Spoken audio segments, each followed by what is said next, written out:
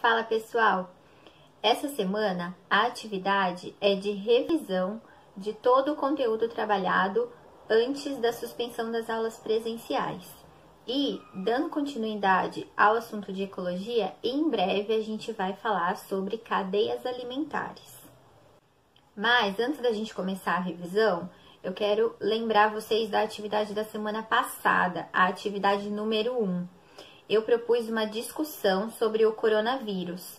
E essa discussão ela vai ser toda baseada nas dúvidas de vocês. Por isso, eu preciso que vocês respondam e enviem para mim no e-mail, que eu vou colocar aqui novamente para vocês, as perguntinhas que eu coloquei lá na atividade número 1. As perguntas são: pergunta número 1. O que você sabe sobre o coronavírus e a doença causada por ele? Pergunta número 2. O que você sabe ser necessário para a prevenção dessa doença? E o que você e sua família estão conseguindo fazer para se prevenir? Número 3 é opcional, então você responde se você quiser, ok? Diz assim: escreva um texto sobre esse período de quarentena, contando como você tem se sentido com a rotina modificada e quais suas expectativas para as próximas semanas.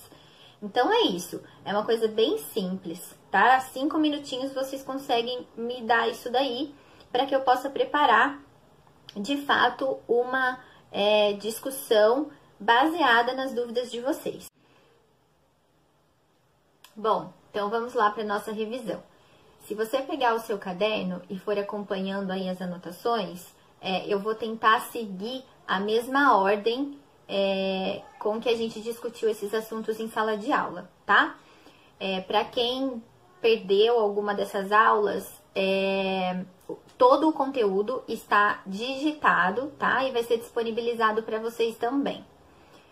Então, o primeiro assunto que a gente discutiu, logo nas primeiras semanas de aula, foi sobre método científico. E como introdução desse tema, a gente fez uma brincadeira com uma caixa de papelão. Eu levei para dentro da sala de aula uma caixa de papelão que nunca tinha estado lá. E aí alguns alunos observaram: professora, mas o que é essa caixa de papelão? E aí eu falei: essa caixa de papelão é a nossa aula de hoje, né? E vocês acabaram de realizar a primeira etapa do método científico, que é a observação. Então, a primeira etapa, observação, é quando o cientista, ele nota um fato, ele nota o fenômeno e passa a observá-lo. Aí, quase que ao mesmo tempo, alguns alunos começaram a perguntar: professora, mas o que tem dentro dessa caixa? Tá vazia? Posso pegar? A gente vai abrir? E aí eu falei: bom, então estamos na segunda etapa do método científico, que é a formulação de perguntas.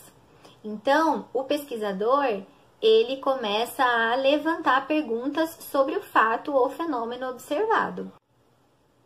Então, eu disse para vocês que o objetivo daquela aula era responder a pergunta: o que tem dentro da caixa? E cada um de vocês teve a oportunidade de fazer isso. Então, uns disseram que tinha comida, uns disseram que tinha lápis, uns disseram que tinha balas, uns falaram que não tinha nada, né? E todas essas respostas a gente foi anotando na lousa. E eu disse para vocês que todas aquelas respostas eram hipóteses. Então, a terceira etapa do método científico é a formulação de hipóteses, que nada mais é do que possíveis respostas para as perguntas levantadas na etapa anterior. E, observado o fato ou fenômeno, formulado perguntas sobre ele e elaborado hipóteses, que são as possíveis respostas para essas perguntas, o pesquisador, ele vai realizar experimentos ou fazer o que a gente chama de levantamento bibliográfico, que é o estudo de pesquisas já existentes sobre esse assunto, na tentativa de levantar o máximo de dados possíveis. No nosso caso, a gente também realizou experimentos. Vocês lembram? Teve gente que deu a ideia da gente pesar a caixa, teve gente que deu a ideia da gente cheirar, teve gente que deu a ideia da gente chacoalhar, né? Então, a gente também realizou alguns experimentos. Essa etapa de realização de experimentos e de análise de estudos já existentes é chamada de experimentação e é a quarta etapa do método científico. E aí, com esses dados coletados, o pesquisador, ele vai justificar, né, confirmar as suas hipóteses ou não. No nosso caso, alguns alunos que fizeram os testes chegaram à conclusão que a caixa era leve, que tinham várias coisas dentro e que não tinha cheiro. Com isso, a gente conseguiu excluir algumas possibilidades, algumas hipóteses, né, da lousa, e ficar com 2, 3 delas, né? Essa foi a nossa análise dos resultados, que é a quinta etapa do método científico. E por fim, o cientista, ele vai fazer uma ou mais afirmações sobre o estudo dele e comunicar, né, à comunidade científica da conclusão que ele chegou. No nosso caso, a gente chegou em algumas possibilidades. Então, a gente comunicou da seguinte forma: dentro da caixa pode existir balas ou lápis, né? Não me lembro exatamente o que foi em cada uma das salas, mas foi mais ou menos a conclusão que a gente chegou. Então, essas são as 6 etapas do método científico: observação, formulação de perguntas, elaboração de hipóteses, experimentação, análise dos resultados e conclusão. Nem sempre um cientista, ele realiza todas essas etapas e nessa ordem, mas é fundamental que o pesquisador, ele procure respeitar esse raciocínio, para que o resultado dele seja o mais próximo da verdade possível.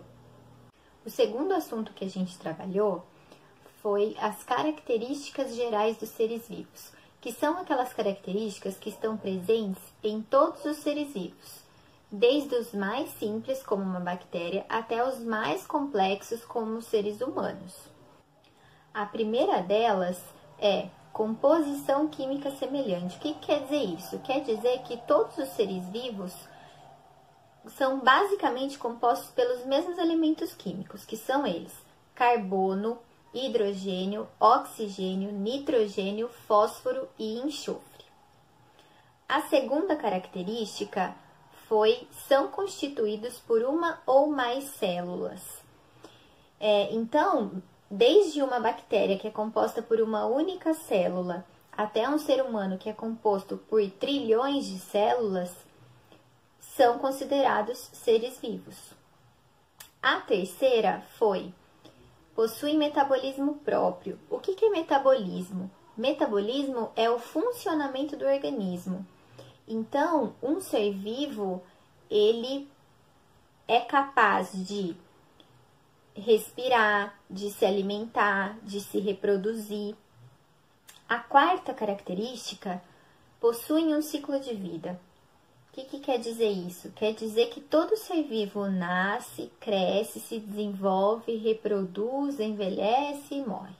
E por último, os seres vivos, eles são capazes de interagir entre si, né? Então, um ser vivo com o outro e com o ambiente. Depois que a gente aprendeu a reconhecer as características gerais dos seres vivos, a gente entrou na área de conhecimento de ecologia e os primeiros conceitos que a gente discutiu foram fatores bióticos e abióticos.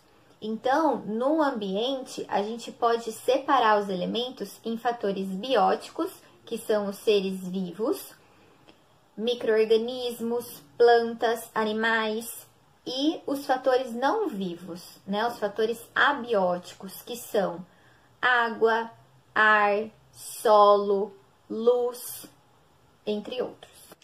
E já nos últimos dias de aula, a gente discutiu mais 2 conceitos de ecologia, que são habitat e nicho ecológico. Habitat eu disse para vocês que a gente pode comparar ao endereço de uma espécie. Então, é o lugar onde uma espécie vive. E nicho ecológico é o conjunto de atividades que essa espécie realiza. Então, é o que essa espécie come, são seus predadores, é o hábito diurno ou noturno. Bom, pessoal, foram esses os assuntos discutidos antes do término das aulas presenciais. Espero que essa revisão tenha ajudado vocês a se lembrarem de tudo que a gente conversou e possa ajudar a compreender os próximos assuntos que a gente vai discutir. Caso vocês tenham alguma dúvida ainda, pode me mandar pelo e-mail e eu vou tentar responder o mais breve possível. E eu vou pedir para que vocês realizem um Google Forms. O link tá lá na atividade número 2, tá? É só clicar lá e realizar. São 5 exercícios, rapidinho. E é isso. Até mais!